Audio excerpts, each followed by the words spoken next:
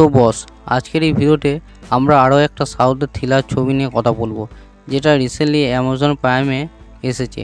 নাম হচ্ছে blind spot. ছবিটা হিন্দি ডাবিংয়ের সাথে রয়েছে এবং ছবিতে 11 ছবিটা যেটা নিয়ে রিসেন্টলি প্রচুর কথা হয়েছে, সেই ছবির যে প্রোটাগনিস্ট সে এখানে আবারও ইনভেস্টিগেশন অফিসার।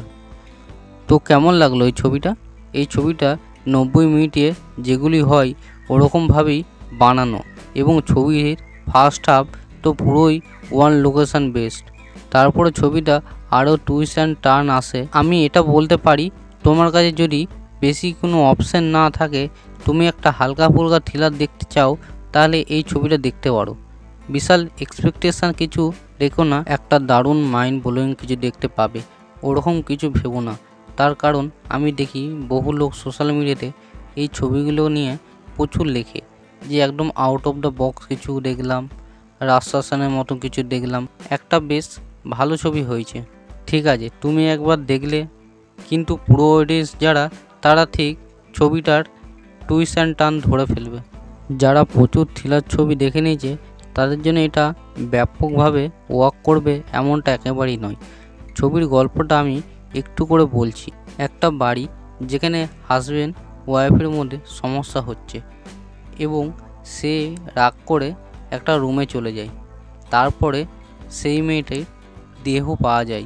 এবার সেটা সুসাইড মনে হয়, কিন্তু কেন করলো সে সুসাইড? সে কি সত্যি সুসাইড করেছে?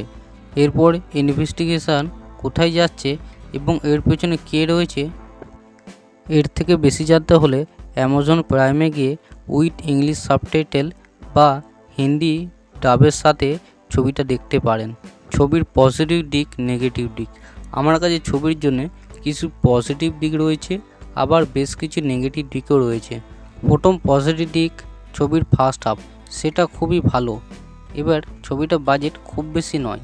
ফার্স্ট হাফ যেমন ওয়ান লোকেশন বেসড হওয়ার জন্য যেরকম ন্যারেটিভটা এগিয়ে থাকে, সেখানে ছবির বাজেট বুঝতে দেওয়া হয় না এবং ইনভেস্টিগেশনটা যে প্রপারলি হচ্ছে কি হচ্ছে না আমরা অত কিছু ভাবতে যাই না, যেহেতু একই লোকেশনের বিষয়টা এক রাতে বৃষ্টি রাতের জিনিস চলছে, ফলে সেই ট্রিটমেন্টটা আমাদের ভালো লাগে।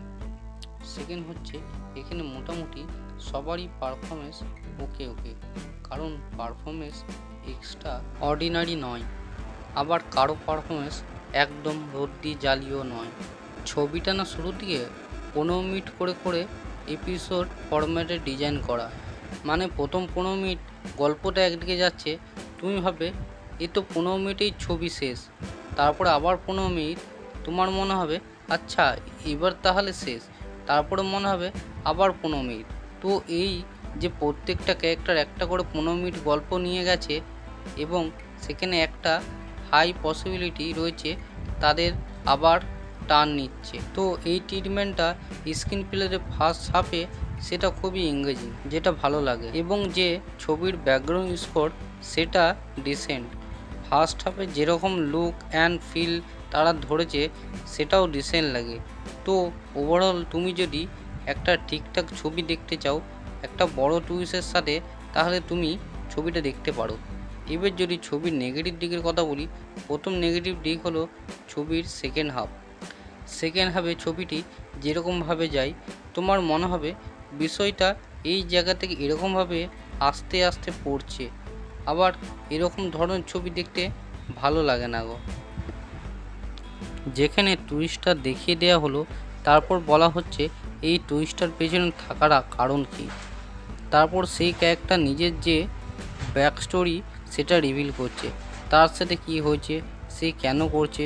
ছবির টাইটেল যখন ব্লাইন্ড স্পট, প্রথমেই এমন জিনিসপত্র দেখিয়ে দেওয়া উচিত আমাদের চোখের সামনেই রইল, চোখের সামনেই ঘটছে, বাট আমরা ওগুলো নোটিস করিনি। পরে যখন দুয়ে 4 করে সেই পাজেলটা মেলানো হচ্ছে, আমাদের মনে হবে আরে ব্যাস সব তো চোখের সামনেই ছিল, প্রথম থেকেই হিন্ট দিয়েছিল, বাট আমরা ধরিনি। এটাই হলো স্মার্ট রাইটিংয়ের পরিচয়, যেটা এখানে সেকেন্ড হাফে ক্লিয়ারলি মিসিং। এবং এরকম ধরনের ছবি না আমার দেখতে খুব একটা ভালো লাগে না, যেখানে প্রথমে তোমাকে একটা তথ্য দেওয়া হলো, তারপরে বলা হলো যে ওই তথ্যটা সঠিক নয়, এবারে তথ্যটা আসল, তারপরে আবার সেটা ভাঙা হচ্ছে। তো এটা কাইন্ড অফ অডিয়েন্সকে ঠকানো। আর এরকম ধরনের ছবির ক্ষেত্রে ইনভেস্টিগেশন এটা না প্রপারলি দেখানো উচিত। তুমি অ্যাকশন সিন দেখাচ্ছ কি দেখাচ্ছ না সেটা ইম্পর্টেন্ট নয়, ইনভেস্টিগেশনটা দেখাও। এখানে যেরকমভাবে ল্যাব, যেরকমভাবে পুলিশ অফিসার, যেরকমভাবে ইনভেস্টিগেশন টিম কীরকমভাবে কাজ করছে, যে সেকেন্ড হাফে যখন ওই একটা ঘর থেকে বেরিয়ে সেটাকে বড ওয়েটে পেশ করতে গেলে তুমি বুঝতে পারবে এই ছবিটা এবার তো বস বোঝা যাচ্ছে, জোড়া তাপটি দিয়ে এই সিকোয়েন্সগুলো দেখাচ্ছে। সেখান থেকে আমরা ওই লুক অ্যান্ড ফিলটাই খুব সমস্যা মনে হয়, এবং এই ছবিটার যে টুইস্ট সেটা অনেকের ক্ষেত্রে ওয়ার্ক করবে তারা যদি রিসেন্ট একটা থ্রিলার ছবি না দেখে থাকে। এবার যদি তুমি পরপর ছবি দেখো তো মনে হবে যে বস একই রকম টুইস্ট, এবং সেটা করতে সে রাজি হয়ে গেল। তো যেই সিনটা সেই কারণে আমার উপর খুব একটা ওয়ার্ক করেনি। তো ওভারঅল তুমি যদি একবার এই থ্রিলার মুভিটা দেখতে চাও তাহলে দেখতে পারো। ছবিটা তোমাকে বোর বা নিরাশ একেবারেই করবে না। আর যারা থ্রিলার ছবি সবে সবে দেখা শুরু করেছো তোমরা এনজয় করো। তো এই ছিল আজকের ভিডিও অ্যামাজন প্রাইমের লেটেস্ট রিলিজ ব্লাইন্ড স্পট নিয়ে। তোমরা যারা দেখেছো তোমাদের ওপিনিয়ন জানিও। জনতা আমাদের পাশে আছে। আবার দেখা হচ্ছে। Take care.